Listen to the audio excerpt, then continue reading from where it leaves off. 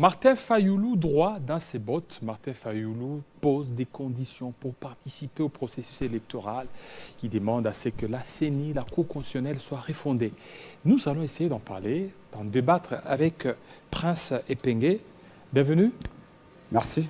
Merci pour l'invitation. Je salue aux techniciens et surtout les Congolaises et Congolais qui nous suivent. Alors, 5 ans encore dans le chômage, Prince Epengue, parce que vous ne participerez pas aux élections. Je n'ai jamais... 5 ans aussi dans l'opposition. Je n'ai jamais conçu ou appréhendé cette lutte noble que je mène comme étant un moyen d'accéder à la mangeoire. Pas du tout. La politique est à la fois un engagement, mais aussi un choix de vie. On vient en politique avec un objectif, celui de servir. On ne peut pas, et ça j'en suis convaincu, c'est moi, ça n'engage que moi, Prince Epengue et mon patadé des Congo, on ne peut pas venir en politique sans idéal. Et à l'occurrence, c'est celui du changement profond que nous portons. Je crois que je me suis engagé en politique parce que j'estime que je suis porteur de valeurs que je voudrais partager avec mes compatriotes.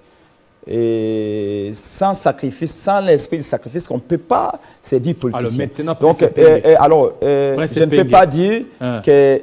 Je peux rester même internellement dans la résistance tant que je peux influencer positivement ma génération. Mourir opposant. Mais est-ce que vous savez qu'il y a des gens qui vivent mieux que les politiciens? D'ailleurs, les politiciens, je peux vous dire, peut-être quand vous voyez Félix Tshisekedi sur un tapis rouge, il a toujours mobilisé les gens partout. Il passait, il chante Fati Beton, Fati Beton, Fati Beton, Fati Beton. Vous croirez que, ou vous laisse croire qu'il est erré, non. Et je crois qu'il est, Félix Tshisekedi est parmi les plus malheureux. Alors, déjà, donc, ça dit qu'être ministre, être député national, être Premier ministre ne vous garantit pas le bonheur. Le bonheur, c'est quand vous pouvez arriver à changer, à impacter positivement la vie de vos concitoyens. Comment avez-vous apprécié la décision de Martin Fayoulou de ne pas se présenter aux élections, alors qu'il était attendu par plusieurs? Oui, d'ailleurs, là, je viens d'être avec la population de Aru qui m'a appelé, les gens qui m'ont appelé des Aru, un groupe de gens en tout cas important, qui m'ont appelé des Aru, pour me dire qu'écoutez, nous ici à Aru, c'est Fayoulou ou rien. Fayoulou doit être notre candidat. Aru. Si Fayoulou n'est pas candidat, nous ne voterons pas. Je comprends tous ces gens-là. Vous étiez certainement au meeting hier au terrain Sainte-Thérèse. Après 3 reports, après 3 interdictions par Ngobila, le meeting a eu lieu. Et la population, bravo à elle, bravo aux Quinoises et Quinois, bravo aux Congolaises et Congolais qui ont bravé la peur, malgré qu'il y ait plusieurs reports. C'était plein. C'était plein. Bien sûr, les gens étaient venus nombreux. Vous savez, hier, on a relevé un défi que personne n'a fait par le passé. On a reporté pour la première fois, ça fait 18 ans que je me bats en politique, c'est pour la première fois qu'un meeting est interdit ou est reporté à 3 reprises. Et les derniers reports, c'était 48 heures. Donc, que les Congolais savent ou sachent que le meeting est reporté pour le 25 à moins de 48 heures et qu'ils viennent nombreux, en tout cas, c'est un exploit. Et donc, je voudrais féliciter ici le président élu Martin Fayoulou, le président Moïse Katumbi, Matata Sesanga, les coordonnateurs de la MOUCA, professeur Kalele. Mais écoutez, moi-même, le mobilisateur principal, le Prince Epengue, et tous les communicants, les Quinoises et Quinois. Mais répondez à ma question. Alors, je réponds à votre question.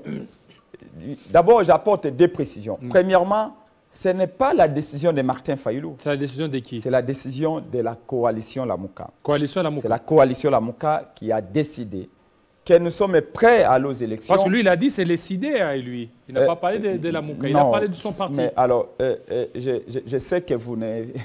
Vous savez, j'aime bien venir dans vos émissions, parce que je sais que vous êtes en pleine possession de toutes vos facultés.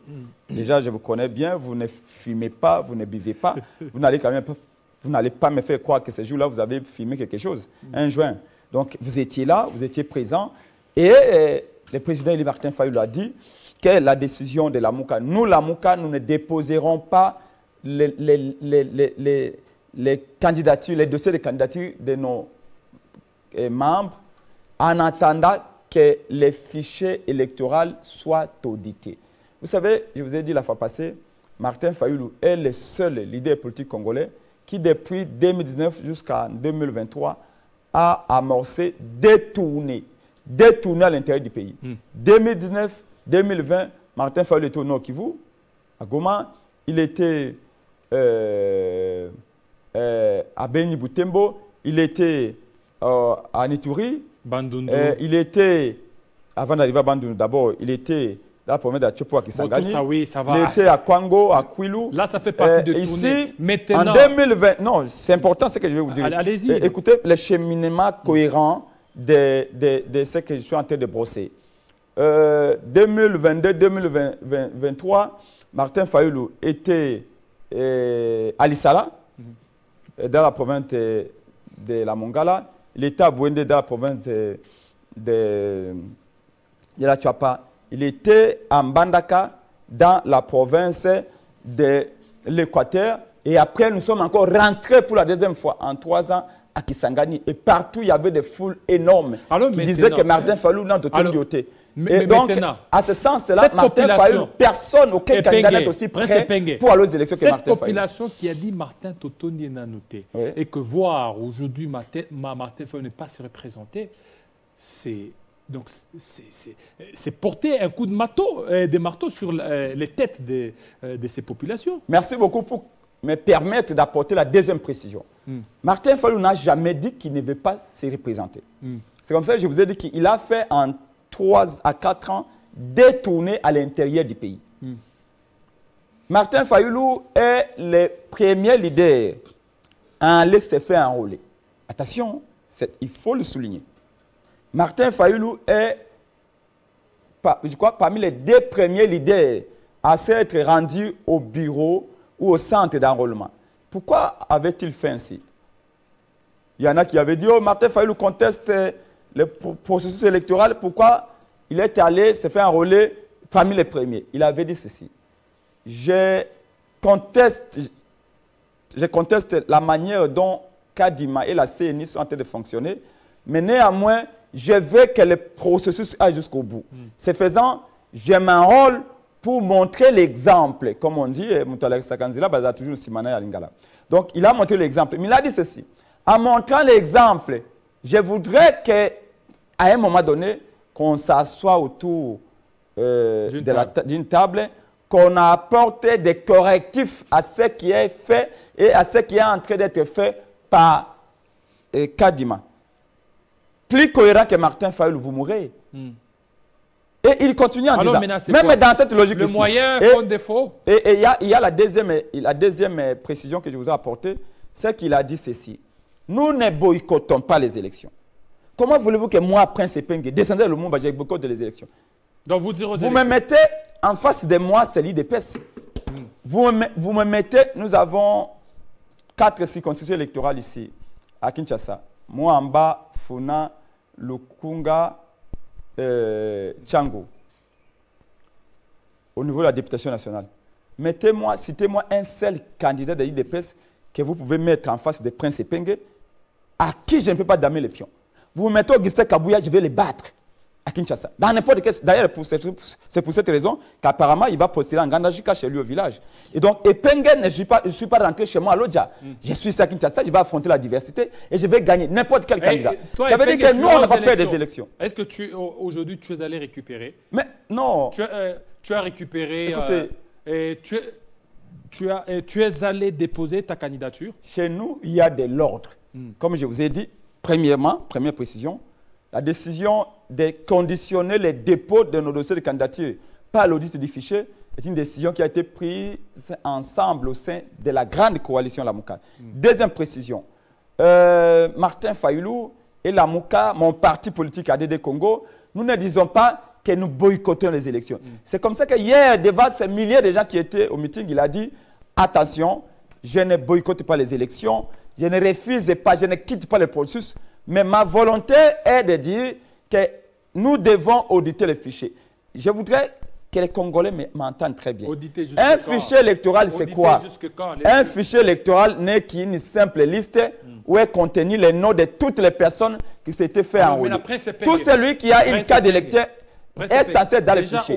Nous demandons simplement qu'on ouvre cette liste des électeurs, qu'on sache qu'est-ce qu'il y a dedans. Est-ce qu'il y a des enfants? S'il y a des mineurs, on va les écarter. S'il y a des militaires et des policiers, ils ne peuvent pas voter, on va les écarter. S'il y a des morts, comme en 2018, on va les écarter. S'il y a des doublons, des gens qui n'ont pas suffisamment d'appreintes ou qui n'ont pas d'appreintes du tout, on va les écarter. C'est tout simplement ce que nous demandons. Et on ferme la liste, on va aux élections. Pourquoi c'est si difficile? Pourquoi Kadima, aujourd'hui quand vous dites à Kadima, nous voulons auditer les fichiers, Kadima vous dit au nom de Jésus. C'est comme si le diable...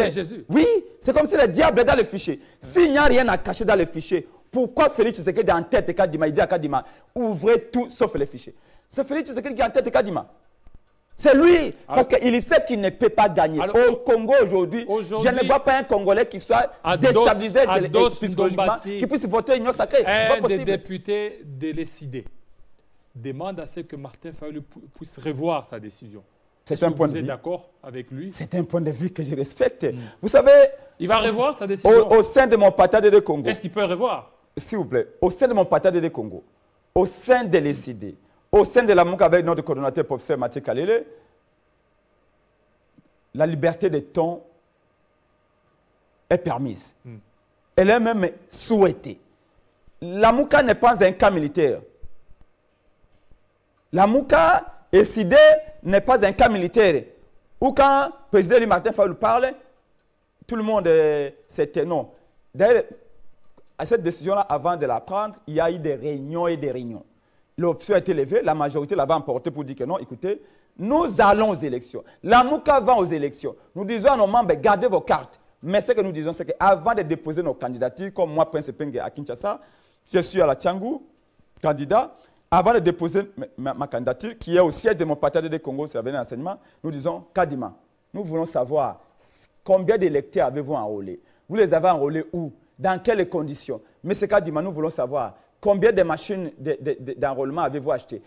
Vous savez que nous, au sein de la MOUCA, on a un organe qu'on appelle la coordination des opérations électorales de la MOUCA. C'est un organe qui est spécialisé en matière de surveillance des élections. Depuis le début des opérations d'identification et enrôlement, cet organe a pondu 4 communiqués à travers son président Jean-Félix Senga.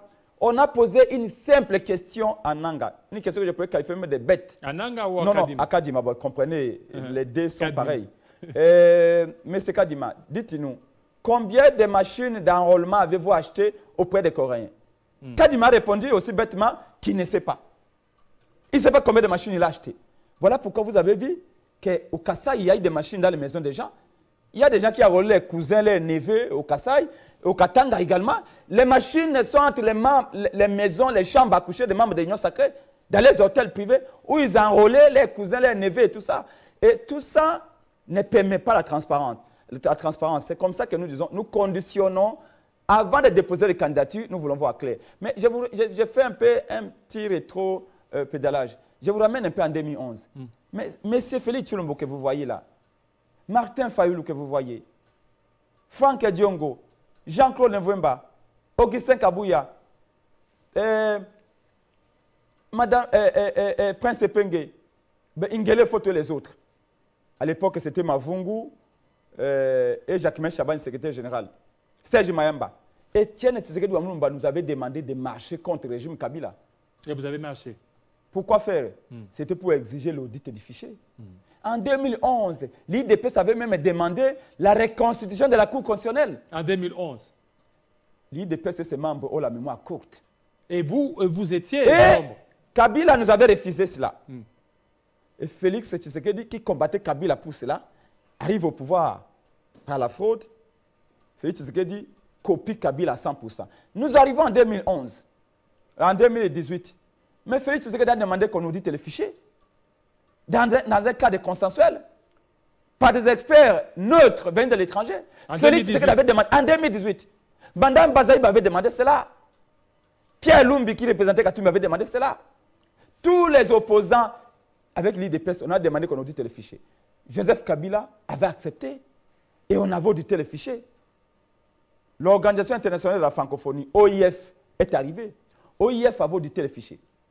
Quand l'OIF avait audité les fichiers, on avait capté à peu près 9 millions d'effectifs. Là, c'est en 2018. En 2018. 9 millions d'effectifs. 9 millions d'effectifs. Pour arrondir, presque 10 millions. 10 millions de personnes qu'on avait captées des fichiers. Supposons que ces 10 millions étaient dans les fichiers. Chadar, il serait proclamé président. Parce que Kabila aurait simplement pris ça et mettre dans les poches de Chadari, on l'aurait proclamé président. Mais aujourd'hui, alors aujourd'hui, Félix Tshisekedi et Kadima ont gardé l'effectif à eux. Comme quoi, les gens changent rapidement. Mais Félix Tshisekedi est méconnaissable. Mais aujourd'hui, Félix Tshisekedi dit non, ça ne me concerne pas. Mais dites-moi, en 2020, vous m'avez vu, moi, Prince Epenge, mobiliser les Quinoises et Quinois, les Congolais et Congolais, pour qu'on chasse Malonda. Vous connaissez Malonda? Ronsa Malonda. Ronsa Malonda. Qui devait être le président de la CENI. Pourquoi on l'avait chassé de la CENI? Nous avons marché au sein de la Mouka, une marche historique. C'est Penge qui a dû mobiliser sous la pluie. Je crois, 3 jours après, l'IDPS avait également marché. L'IDPS avait réclamé que Malonda parte. Pourquoi? L'IDPS avait dit que Rosa Malonda était trop proche de Kabila. Donc, quand le président de la CENI est très proche de Kabila, là c'est mauvais. Quand le président de la CENI est très proche de Félix Tshisekedi, on dit que Félix Tshisekedi est un ange venu du ciel, comme certains faux pasteurs et le programme ici, et nous devons accepter, parce que Félix Tshisekedi c'est l'enfant de Dieu. Non. Mais nous vous disons, les 2 poids 2 mesures ne marchera plus. Voilà pourquoi Fayoulou reste constant en disant, écoutez, moi je suis prêt à aller aux élections. La seule chose, on ne demande pas à M. Félix Tshisekedi de faire du Congo l'allemand d'Afrique pour qu'on aille aux élections. Parce qu'il ne le fera de toute façon pas. Mais on ne demande pas qu'on décroche la ligne pour nous. On demande seulement que le train va dérailler. Là, je vous garantis. Ah, comment ça va dérailler? Écoutez, le train va dérailler. Comment ça va dérailler? Mais parce que Félix Tshisekedi ne s'est jamais battu pour l'indépendance. Pour l'indépendance? Oui. Parce qu'il y a des moments où on les trompe. Mbosso, Bati, les Mendela les trompe. On dit à Félix Tshisekedi que tu es devenu Dieu cité. On les trompe. Il est devenu le roi soleil. Au point de menacer tout le monde, que tout le monde ira en prison. Je vais m'apprendre. Écoute, Félix Tshisekedi dit, je m'apprendrai à quiconque. Il va se prendre à qui? Il est qui d'abord pour s'en prendre à aux gens comme ça? Le président de la République. Non, s'il vous plaît. On ne menace pas ses compatriotes. On ne menace pas les gens. Vous savez quoi? L'Église catholique? Non, il a menacé tout le monde, y compris vous les journalistes. Il a menacé qui? Il a menacé tout le monde. Il a menacé qui? Oh, papa, écoutez. Moi, je suis... écoutez, laissez-moi te parler. N'ayez pas peur parce que maintenant, c'est quand vous parlez, on vous enlève, on vous arrête, on vient jeter des armes dans votre véhicule. On n'a aucun Congolais n'aurait jamais cru que l'enfant de Tshisekedi, sorti de l'entraide de Papa Etienne Tshisekedi Mulumba, Otobenga Mukongwanzoko, peut menacer les Congolais. Non, mais la réalité, jamais. Le pouvoir a aussi ses réalités, il ne faut pas oublier ça. Non. Hein? La seule réalité du pouvoir est celle de garder les 2 pieds sur terre. Vous savez, dans Rome antique, à l'époque de César, il y avait des gens qui étaient là, comme un peu les griots en Afrique. Vous voyez, les griots qui conseillaient les rois, les princes africains à l'époque. Il y avait également en Occident des gens qui venaient auprès du roi, de vous, hein? des conseillers du roi. Il ne peut pas apprendre de vous. Qui disaient au roi, il y a un conseiller qui disait à César que César, tu domines ici l'Empire romain, mais vous n'êtes qu'un homme.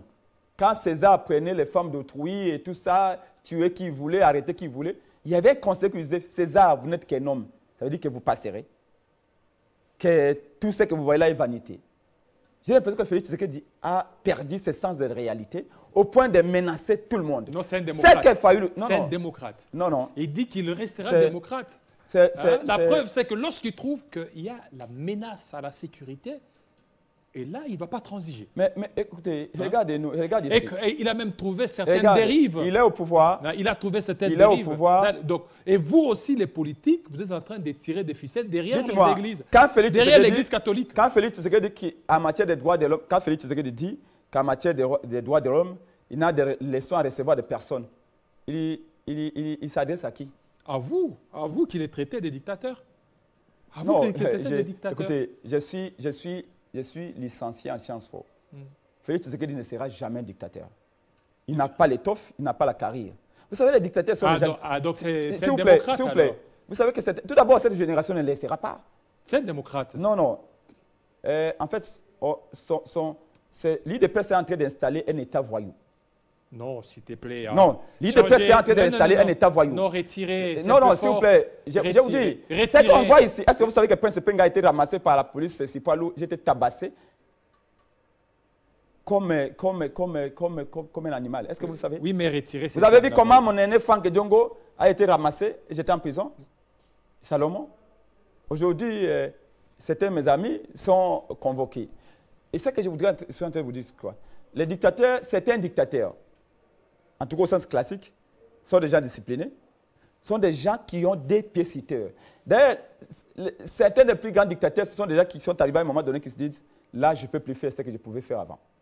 C'est-à-dire que ce sont des gens à la fois disciplinés, réfléchis, des gens qui s'entourent des conseillers qui peuvent lui dire à un moment donné, Monsieur le Président, il faut arrêter. Mais là, nous sommes comme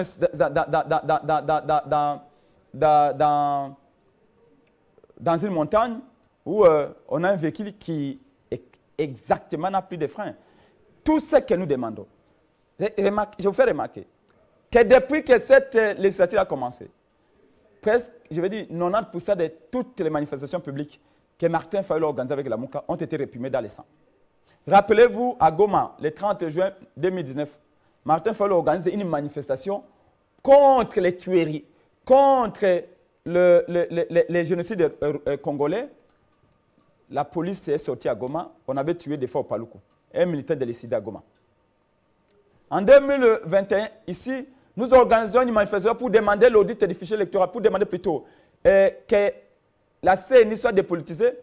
Il y a un membre de l'ICD encore, Davin Kalala, qui a été tabassé à mort à la 10e rue devant le siège de l'IDPS. Au moment où je vous parle, il y a 6 militants de la Mouka qui sont en prison de Makala, des parlementaires debout de la Mouka. C'est-à-dire que presque toutes les manifestations de la Mouka ont été réprimées dans les sangs.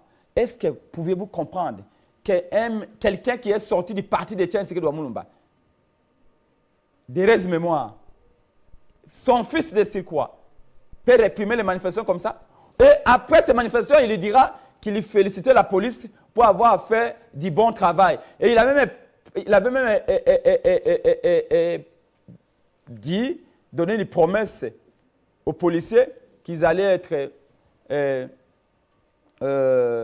promis parce qu'ils ont réprimé les manifestants. Au point même de qualifier ces anciens partenaires de l'opposition des voyous, des bandits qui méritaient d'être réprimés.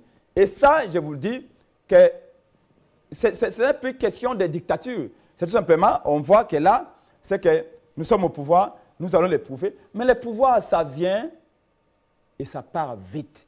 Et c'est la seule question, le seul conseil que je peux donner à mon aîné Félix Tshisekedi, que je respecte beaucoup, hein, comme mes grands frères, nous sommes des Bantous, je les respecte beaucoup. Mais la manière dont il a géré le pays, j'ai bien peur que Félix Tshisekedi, à la fin de son pouvoir, aille en exil. Prince Pengue, non, ça sera difficile. C'est son pays, la République démocratique du Congo. Alors, dans ce cas-là, gère ce pays-là très bien. Alors, Prince Pengue, il y a des choses. Vous avez organisé votre meeting, on a vu seulement Martin Fayulu, les deux autres leaders, ceux qui ont dit qu'ils vont participer au processus électoral, ne sont pas venus. Ils se sont fait représenter. À l'instar d'Élise Sanga, Matata Pogno ainsi que Katumbi. Est-ce que c'est déjà les débuts du désamour entre vous? Non, pas du tout. Pas du tout. Ce qu'il faut savoir, comme je vous ai dit, ce meeting a été prévu pour le 17 juin. Ngobi l'avait interdit. C'était prévu pour... C'était reporté pour le 24. Ensuite, l'hôtel de ville a sponsorisé 10 concerts à Tchangou. 10 concerts sponsorisés bien ces mêmes. Le même jour, la garde républicaine était déployée à la Tchangou.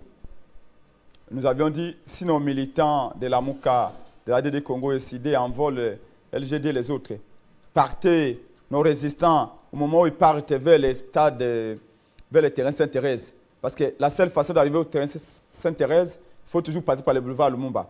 Et en même temps, le Félix Tshisekedi d'aller déployer ses militaires ici le boulevard Lumumba, on risquait d'avoir du grabuge. Et un affrontement entre la garde républicaine et nos résistantes et résistants de la Tchangou. C'est comme ça qu'en toute sagesse, le meeting a été reporté pour le 25. Donc, ces 3 reports-là ont fait que les agendas de certains candidats à l'élection présidentielle du côté de la résistance de l'opposition ne pouvaient plus coïncider avec. Est-ce que ce n'est pas une stratégie de vous? Et donc, les seuls, c'est pas une stratégie. qui étaient le fait de se... ici à Kinshasa, c'est le président Martin Fayulu. Ce n'est pas une stratégie pour vous de laisser peut-être Katumbi ou Matata seul. C'est-à-dire que le fait pour ce qui a fait la stratégie, nous, la Mouka. Oui, peut-être. Lorsque Martin se retire. Non. Est-ce qu'il aurait reçu une enveloppe de Katumbi ou du pouvoir? Bon, j'attends parler au... Tantôt c'est le pouvoir. Fayulu n'a pas d'argent. Fayulu ne sera pas mobilisé. Fayulu ne sera pas mobilisé. Mais je vous ai dit non. Le seul leader politique qui a fait 2 fois le tour du Congo en 4 ans, c'est Martin Fayulu. L'argent est venu de qui? De Félix Tshisekedi. Parce que c'est lui qui paie aujourd'hui, qui a l'argent de l'État aujourd'hui, c'est Félix Tshisekedi. C'est lui qui peut distribuer l'argent. Qui d'ailleurs, vous allez voir dans les manifestations, vous avez vu au stade, non? L'Union sacrée était en train de distribuer à gauche et à droite l'argent. Quel stade? Et tout ça. Stade des Martyrs, bien sûr. Mais il y avait le concert, non? Et à 12 h, non, j'ai dit quand ils ont fait leur meeting de l'Union sacrée. Et à 13 h, les Kinon ont dit, nous avions eu 10 000 francs. 10 000 francs, c'était pour 3 heures. Ils ont vidé les stades. Ils sont partis. Félix Tshisekedi qui devait venir au stade, alors qu'il était en route, Mbosso lui a dit, le stade est vide, ne venez plus. Félix Tshisekedi est rentré chez lui. Et nous, aujourd'hui, les seuls leaders qui peuvent mobiliser le peuple sans argent, comme vous avez vu hier, les gens venaient à pied. Vous avez vu les gens avec les polos de Fayulu? Non, il n'y en a pas. On avait même demandé à nos militants de laisser nos drapeaux. Moi, j'avais dit à mes membres d'ADD Congo, ne venez pas avec les drapeaux d'ADD Congo. Venez seulement avec les drapeaux du Congo. Mais comme vous savez, les militants, parfois, chacun vient avec son drapeau. Donc, la question d'argent ne se pose pas. Je vous garantis. Comme je vous ai dit, tout à l'heure, là, j'étais avec nos frères de Aru. Hier, j'étais avec nos frères de Mandaka. En plein meeting hier, j'étais avec nos frères de Goma. Ils ont dit, sans Fayulu, il n'y aura pas d'élection. Si Prince Epengue, tel que vous voyez là, dans votre chaîne ici, dans cette grande chaîne, parmi les premiers au Congo, Télé 50, si je lance un appel de contribution $2 pour la caution de Martin Fayulu à la présidentielle, je ferai moins d'une semaine. J'aurai $100 000. Donc,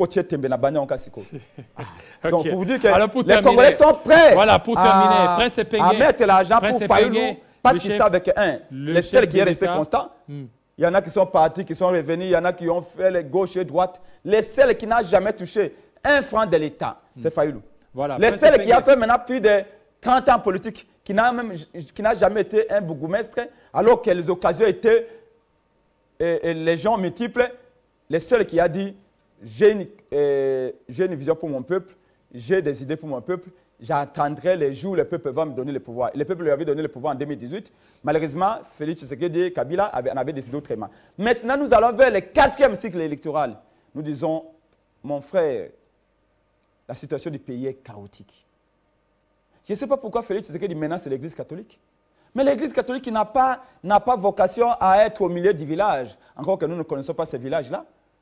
L'Église a la mission, la vocation d'être du côté de la vérité. Et la vérité, c'est de dire qu'elle menace l'Église ou bien elle a fait un constat? Il a menacé l'Église. Non, il a fait un constat. Il a dit qu'il constate qu'il y a une dérive dictatoriale, une dérive dans les chefs de certains catholiques. Moi et Félix, c'est que nous avons marché contre Kabila. Pas contre Kabila. Enfin, nous les politiciens, oui, contre Kabila. Mais l'Église catholique était à nos côtés pour demander que Kabila respecte la Constitution.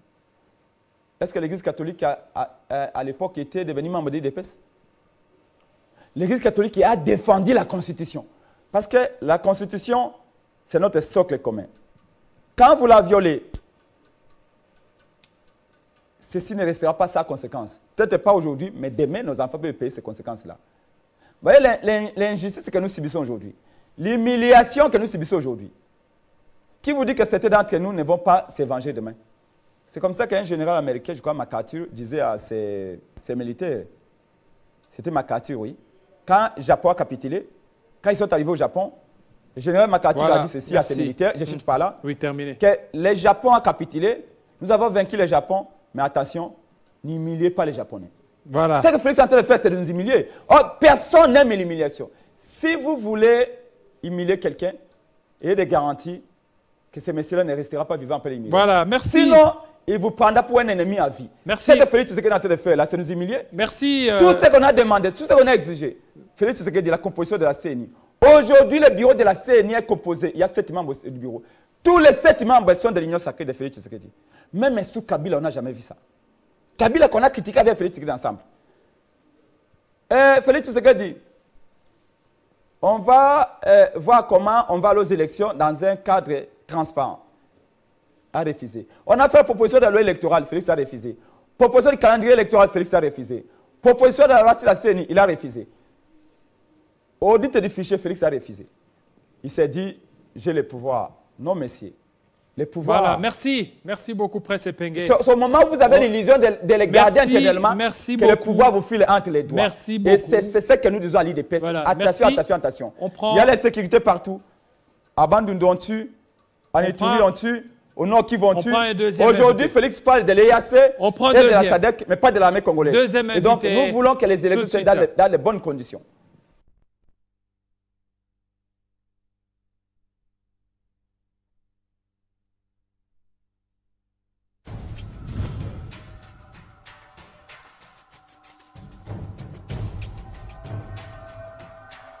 Télé 50, simplement congolais.